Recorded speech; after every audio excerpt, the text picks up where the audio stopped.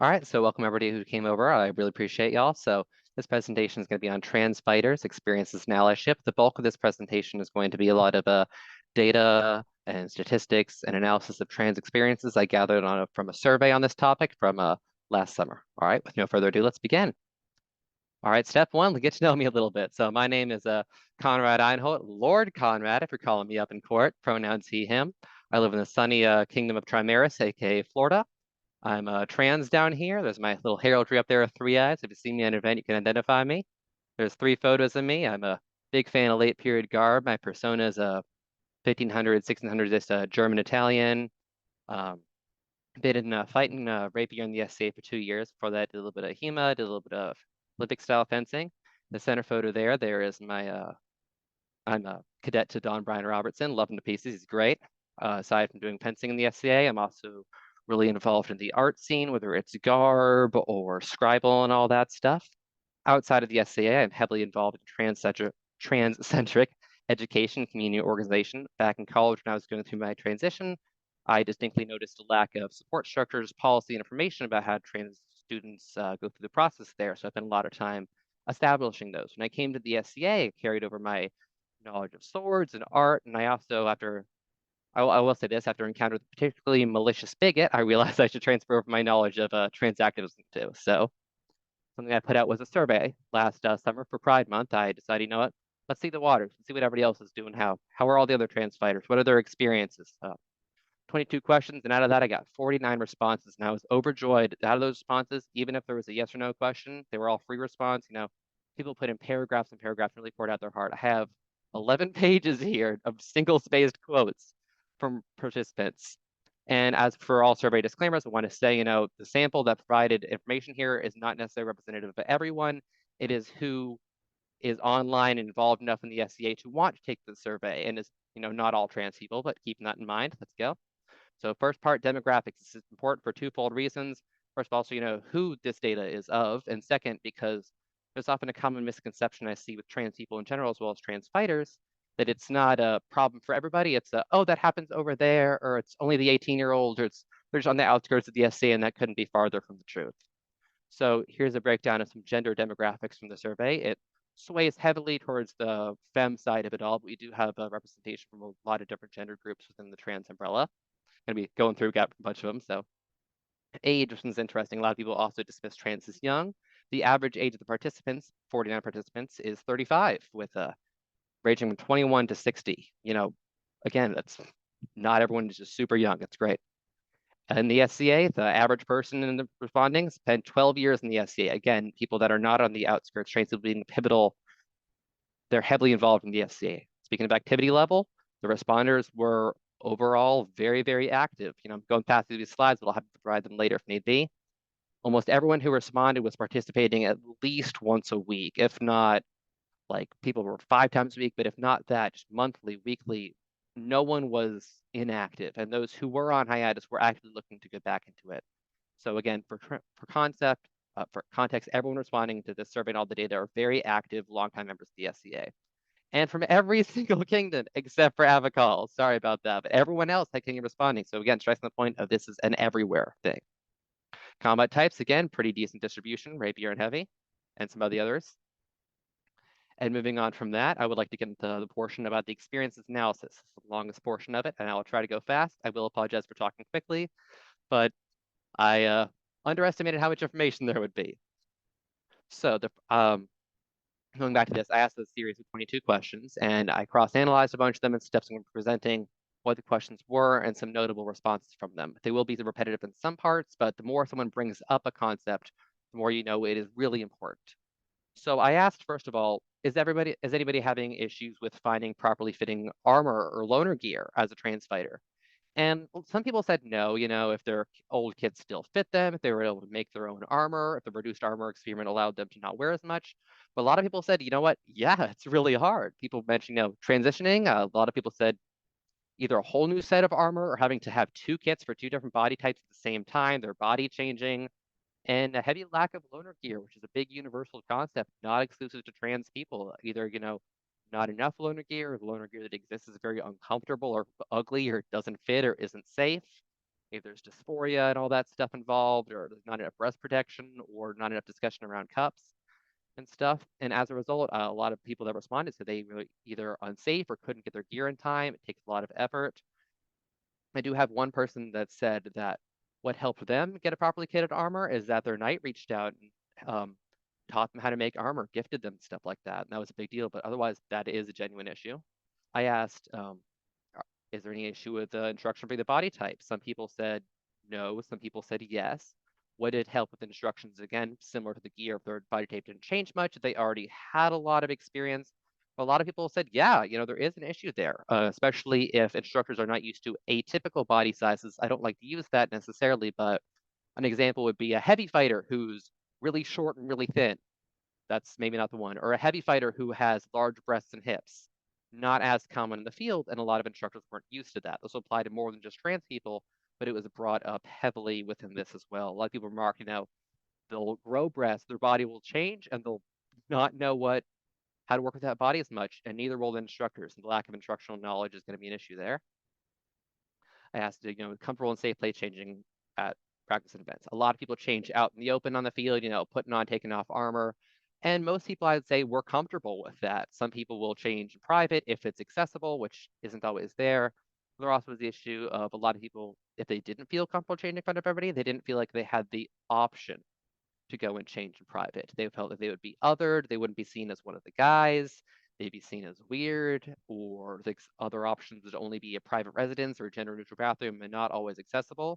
This might seem like a minor thing, but it just one of the straw that breaks the camel's back things. If you don't have good gear ready to go, you're not comfortable, you can't change, all this is going to get in the way of the experience of fighting. And I asked, do you feel a sense of community in fighting circles? I was very, very glad to see the overwhelming response here is yes. Um, People said the SAA might be the only place they felt comfortable coming out. The SAA helped them feel confident coming out, being who they are played a role in their transition. They said, we'll see some misgendering, see some bigotry, but the overall community made them feel so loved and so belonging that it was great, close friend groups and whatnot. But it is still important to note that a lot of them had kind of like iffy experiences or did not feel a sense of community. In those places, people mentioned, a clique, boys club, dude bros. These are quotes I'm using there. Um, Even if there was a sense of acceptance, they might feel awkward or maybe around some individuals or some contexts, or a lot of people said they had difficulty forming those connections, those family connections that a lot of the SA people have. They felt ignored, out of place, different. I have one person who said this quote that really, really stuck with me. They said, "Everyone is nice. I'm just outside." And I've been thinking about that one a lot. It's, you can have a community of really nice, friendly people, but is everyone still belonging? Is everyone still invited? Does anybody feel like another? Some person said they started out feeling like an other as a new person or an archer or something on the side, and then as they transitioned, they felt even more like an other. So getting into some negative experiences, I asked this multiple choice list of, some examples of what are you experiencing? You can click none of them, you can click some of them, you can put in free answers, which is the next one. And the majority of people said, yeah, they experienced misgendering. A lot of people had that sense of otherness or exclusion I mentioned on the previous slide. Other ones there you can see there, excessive jokes, remarks, dead naming.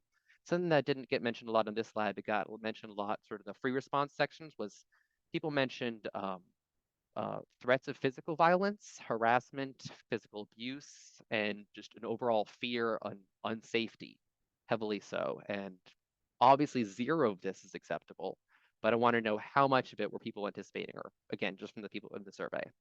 People filled in some of the other ones as well, often reiterating some of or elaborating further on. Again, I have a lot of quotes if you want to know further elaboration later. The misgendering, whether it was, intentional, a lot of the intentional people I got quotes saying they would not bother, but not bother ever gendering them correctly. They said it was biology. Two instances of someone saying, I'll never gender you correctly because it's historically inaccurate. A lot of the misgendering was, accidental or not familiar with it. Conversations, people would overhear long things about bigotry, even if it wasn't an SCA circle, makes them feel unsafe. Or there'd be a well-meaning but awkward way to talk to something about how is your trans identity, just awkward conversation, social, again, being on the outskirts, feeling isolated, feeling unwanted, feeling not part of things. Then safety again. People frequently brought up physical violence, threats of physical violence, bullying, harassment on the field, off the field, by peers, by mentors, by past crowns. They had concerns about transphobia they weren't being taken seriously, constant fear of being outed even outside of violence, and then miscellaneous stuff. Often in the responses, the negative experiences I want to stress this came from people in power. Knights and dukes were mentioned more times than I can count in the responses. Had one quote here. Someone said, I had a duke call me a crazy man in a dress in front of a group of people. When I called it out, the duke publicly proclaimed that I am a liar and he couldn't possibly be phobic because he has trans friends. I don't know what instance that was, but it's a really example that other people talked about, where people in positions of power, whether it's a peerage thing or in a fighting circle thing, will say something or do something and then it won't get corrected. It'll just really ruin their experiences to a degree. Also, people mentioned just in the miscellaneous section being passed over for awards, recognition, sort of ties in the social thing of feeling on the outskirts. Back to that one where I gave the example of the person calling a crazy man in a dress. I asked, all right, are people reporting this? Do you feel, are you reporting or escalating this? Are you talking about it? How is it being resolved? And a lot of people said no. And their answers were these, they were followed those two. So like, oh, it's just a microaggression, or it only happened 5 times. I'll wait till it escalates. I don't find that acceptable. Or people very often said, I don't want to cause drama. I don't want to upset people. I don't know how to escalate things. I don't know how to have that awkward conversation. The power imbalance came up again and again and again, that a lot of the discomfort for trans fighters in the community is coming, sure, from like maybe strangers coming to demos or people in other kingdoms or just random people, but also the direct peers, the direct mentors, the direct people in power in their community are the ones making them feel unsafe. And I really want to make sure that's an important point. And they are being threatened. That got mentioned a lot. Someone said they felt they were threatened with physical violence if they ever wanted to report the transphobia against them. People have mentioned either feeling they'd be barred for a peerage or being directly told that they would never be accepted into a fighting peerage if they reported on the transphobia that they faced. People stated that they preferred to just simply leave the SCA for a period of time and were not rejoin as long as the issue remained. And that really is a heavy emphasis here I want to place. I know a lot of people, when I'm talking about trans fighters, they're very sympathetic to the issue and they want to be active allies, but a lot of people are simply ignorant. They just don't know what it's like. And I can go into further detail later if need be, but I do want to drive home the point that it is worse than some people think it is. And being aware of that helps you know how to act on it. Now, going to how to act on it, these are some occasions of when do people feel comfortable reporting it? People did one-on-one conversations. Suppose I have a friend who misgenders me because they simply didn't know, or a stranger didn't know, simple stuff they can work out that issue. Or usually they would say that in the response that they were aided by others. Some people said they responded they escalated to their DEIB officer who took care of it gracefully. One occasion, the Crown took care of it. Multiple people went to a peer and had them address it, whether it's their peer or another peer who they just felt had the authority. Again, going back to that issue with the power imbalances causing the transphobia, or just random individuals seeing bigotry, calling it out, taking care of it without the trans individual having to take on all of the burden. SCA policies were mentioned helping it, having a formal paperwork, rule set, code of conduct that they can lean on. And they feel more confident reporting when there's visible consequences for bigotry, transphobia, violence, etc. Sometimes with the reporting, it just turned to a really good opportunity for an educational moment, whether it's a conversation for the DEIB officer or a one-on-one with the trans person themselves or with their peers and so on. And again, going back to that, they feel more comfortable when they see there's a community around them that will not tolerate the offenses.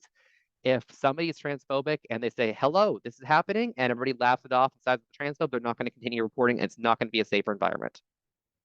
Furthermore, what helped improve their experiences? Again, this is a multiple choice one, so everyone can click any amount of them, neither. This part I really did like to see. You can see the statistics on this, the numbers, 87%, 83%. People felt these things really, really helped them. The main factor, again here, was individual people who made them feel understood, safe, heard. Peers, friend groups, households, just people standing up for them is the #1 improvement they've experienced, almost unanimously agreed upon by everyone in the survey. Otherwise, people really liked seeing trans fighters or just regular trans people, any trans person in the essay, whether they're fighting or not. Use of gender neutral language in documents. That's a very, very actionable item that can be done to rewrite a fighter's manual or whatever local thing you have to, instead of saying if he or her, Just say they, something like that. Or instead of a lord or a lady, say a person. I don't know. Just make it gender neutral. That's all possible. People like the presence of pride items, whether it's flags in the field, pins, rainbow accessories, blue feathers. A lot of people had mixed opinions on that, but the answer people told me was that they gave a very visible sign of support. They wouldn't even have to ask. They walk in the room, they see it, and they feel they know. Educational materials in the DEIB offices were ranked lowest the most helpful. I'm not quite sure. That may be set for further consideration. Other factors that had improved on them, again, reiteration of the previous ones, a very supportive culture, overall environment of not tolerating bigotry, friendship, people wanting to learn and being allies, supportive individuals, crown, peers, households, friends. I have quotes from people saying that they would have never transitioned if it weren't for the support of their household. They feel more comfortable being out in the SCA. People championed them. People stood up for them. People caused a scene on their behalf. And that is what made them stay in the SCA. And the visibility, the documents, the self-advocacy, seeing other trans people being out was pivotal. And so all of that, what would you like to see more? What is working? I asked them. And it is those same things. Seeing trans people, seeing support, seeing that there are consequences for bigotry, and then an increase in that sort of culture, less of it being like a man's game, open to more gender diversity, different types of instructions, um, stronger community. And again, going back to the original ones, loaner gear, equipment, different instructional styles. If somebody is short, they deserve to be taught. There's a wonderful Duke in Trimaris who's a little bit shorter than some other Dukes. He gets taught, he wins, any body type. It's not exclusive to trans people. Education, people wanted that as well, for cis people and for trans people as well. Knowing how do you report stuff. If you're trans, where do you find fitting armor? If you want to be an ally, what do you do? Those resources are noted to help. So some key takeaways here. Again, I'm talking pretty fast, I do apologize. Are, again, this is an everyone and an everywhere topic. This class is captioned for trans fighters and allyship. This isn't just about trans people. It's not just about fighters. And it's every single kingdom. Trans people are in every kingdom, in every type of position. Again, not on the outskirts. These people are the backbone of society. When I asked for supplemental information demographics, people who responded are baronial officers, baronial nobility, kingdom officers, marshals, peers in fightings, past crowns, very high level interaction people are trans fighters. It's everywhere. And anywhere trans fighters will be, bigots are also going to be, or even not bigotry, even just simple ignorance, misunderstanding. That will also be everywhere. This is not oh, maybe in that kingdom, that state. No, it's your state. It's everybody's state. It's everybody's barony. It's everybody's location. Your shire, everywhere. And even if you're not a fighter, you never step foot on the field, you still contribute to it. Everyone has a role in making the SCA a very friendly environment or not. Everyone can choose to call out and shut down bigotry when they see it or not. You might have a trans friend. You probably do. You might not even know it. And you might be that person. You might be the person who stands up and advocates, that's the champion, is the friend who goes, you know what? No, I'm not going to sit here and be okay with you being physically assaulted on my field. I'm not going to let that happen. Anybody. You don't have to be a fighter. And I want to stress again that any action taken to help trans people, all the ones people brought up, are really universal things. Teaching different body types, women fighters, just cis women. That's the thing that very intersectional people mention. People say they feel a lot better on the field and they see women instructors. Or I mentioned the Duke, who I know, who is shorter than some, different body types, not specifically a trans thing. Increased loaner gear, making it easier for anybody to join, not specifically trans. Having good area to change, again, universal. An overall positive culture, people being friendly, people being willing to take action, to see people being hurt, having a safe method to escalate concerns, and not tolerating people hurting each other. Whether that's a trans issue, another minority, another marginalized group, or just any person, having a clear avenue for those things is very essential and applicable to everyone. None of the efforts focused on making the fighting communities better for trans people will be specifically and only for trans people. What helps trans people will help a lot of other people. Just overall being aware that there's these sort of issues going on and just being accepting of other trans people, being willing to learn, open to change, that goes miles. And then all that really just boils down further that the main mission here is, trans fighters is very specific, but overall, when you think of it, I want people to feel safe. I want people to be welcomed into the game. I want them to have the SCA to feel like home. I think everybody deserves a chance to find the SCA and to feel that dream. Keep the marginalized populations in mind. Keep it fun. Keep it friendly. When somebody wants to take up fighting, I want their local practice to be well equipped with knowledge of training different body types, different skill levels, have some loaner gear, and have some kindness.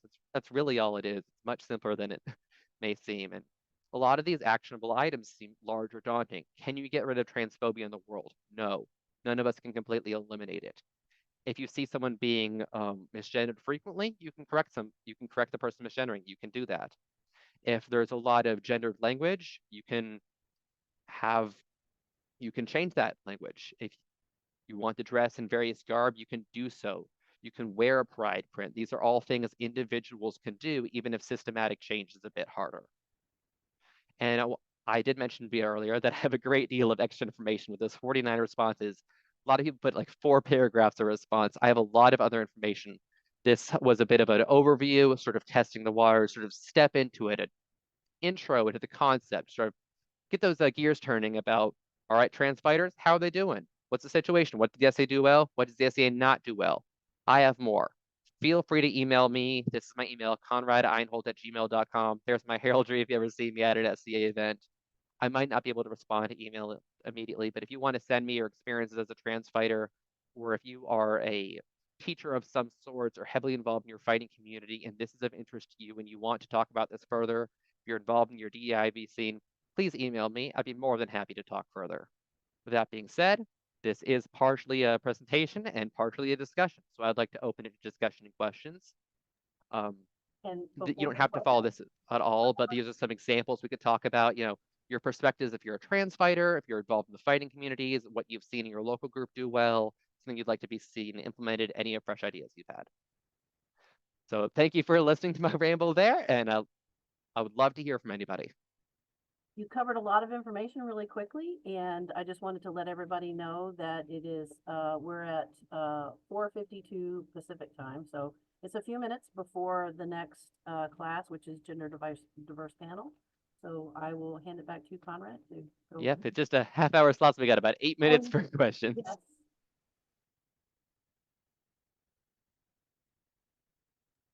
There is a question in the chat, said any Oh, suggestions let me open the about chat. people of all physicalities enter tournaments?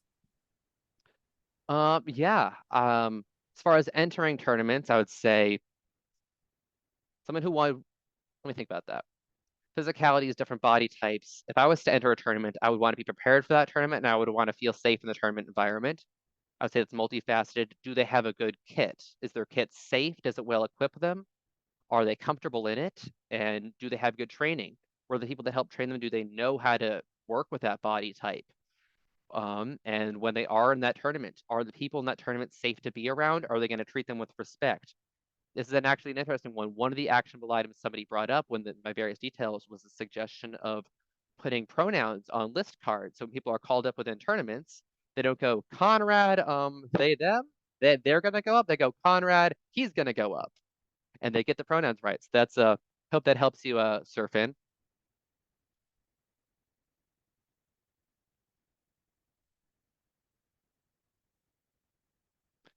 See a comment coming from Pernia saying, oh, I love that as a list herald. I love that idea too. I was meaning to mention it earlier. Just an example of part of the reason why I made this is because the whole concept of being a fighter, big area.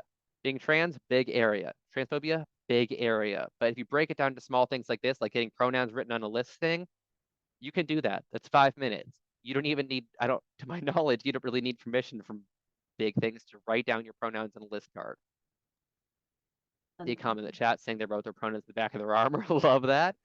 And that ties back, people really like seeing visibility. If you're trans, or even if you're not trans, you're using your pronouns somewhere, that goes farther than you may think. It's just a signal that this is an environment where people can be comfortable.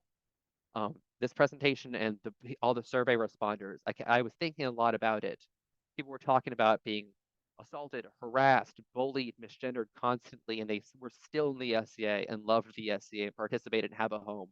Made me think, how many people left the SCA and weren't able to take part in this response, And for every person who is here today, or every person who took from this topic, who did we lose, And what can we do to not?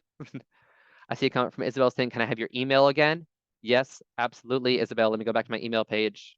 Oh, yeah, and all the art I use in here is from National Gallery of Arts. I'll public domain stuff. There we go. There is my email. Calpurnia says in the chat, if you can learn someone's SEA name, you can learn someone's pronouns. Amen to that. Sammy says visibility matters, representation matters. That's why I'm not going anywhere. I feel you on that one, Sammy. I live in Trimaris. It's Florida. Florida gets a bad rap. I love Trimaris to bits. I have such a supportive community. I love it so much. I think I have about 3 minutes left. I would like to share a small anecdote if that's okay. 2 minutes maybe. The first time I ever joined the SCA, I showed up to fighter practice not knowing what to expect, didn't know what the SCA was going to be like. I was openly trans, visibly trans, and I didn't know. The first person I met is my current Don, Brian Robertson, and he was the one teaching practice that day. And he sat down and he tried to explain, different gendered protection and stuff like that. And I immediately knew I was in the right place by the language he used, by the acceptance he saw, and even without it, just immediately knew. And that's what I want everybody to experience. I want someone to hear about the SCA, step on the field, and immediately go, oh yeah, these people have my back. I'm safe here. If anything happens, they will have my back. I can escalate it. I can be safe. I can be a part of this community. I can fight. I can win. I can be up here. There's nothing blocking my path. I can succeed and I can experience that SEA dream. That's all I want for everybody. Thank you, Lady Marie, for saying Vivat Trimaris. Thank you, Calpurnia, for saying we love Brian. Thank you, Sammy, for saying they're good people down there. So I hope that was of some help to people. I did say at the beginning, I am talking fast as a little bit of an overview. I could talk about this for 5 hours. I really could. What I want people to take home from this in the last minute is think about this overview of presentation. Look at your local community and think, what can we institute? What are we doing great? How are trans people feeling? Are we hearing their concerns? Do they feel comfortable saying their concerns? What can be done? What can we share with other groups? Talk online, talk in person. This is a group effort from everybody, trans, cis, fighters, not fighters.